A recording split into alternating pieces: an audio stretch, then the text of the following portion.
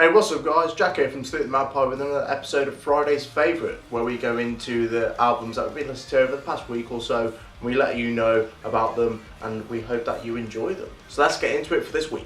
So this week we're going to go into the Wonder Years' 2013 effort, The Greatest Generation. Now this album was such a big step, I thought, from the previous album, Suburbia, I've Given You Everything and Now I've Got Nothing. The Greatest Generation is much more mature. It's less about being whiny pop punk as Wonder Years was sort of categorised as, but more this sort of like alt rock, definitely pop punk there, but there's a lot more emo elements, a lot more darker elements, a lot more emotional elements in there. All you have to do is click play on the first track, There, and it Soupy instantly gets you tugging at your heartstrings. It's that emotional connection that really comes across in this album than it had done in previous Wonder Years albums. You have big jumpy hooks like Dismantling Summer and Passing Through a Screen Door, but then you go through the album and you get to the last track, I Just Want to Sell Out My Funeral, which is like a medley of all the songs throughout the album, as well as its own sort of 90-second, 2-minute version of the song at the start, I Just Want to Sell Out My Funeral.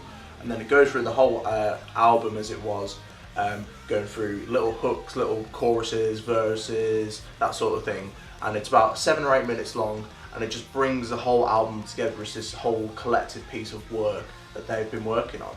That Wonder Years sound is definitely still there with songs like Teenage Parent and Chaser. Those sort of catchy pop punky hooks are in there as well. If you go back and listen to the back catalogue of the Wonder Years and just start from the start and work your way up to the latest album, No Closer to Heaven, you can definitely see that progression. And especially on No Closer to Heaven, those emo elements are like more at the forefront than anything else.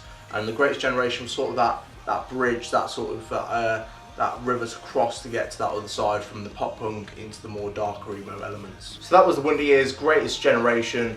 It's a great album. I urge you to go listen to it. If you listen to it, drop a comment down below. Also give this video a like, it helps us out a lot.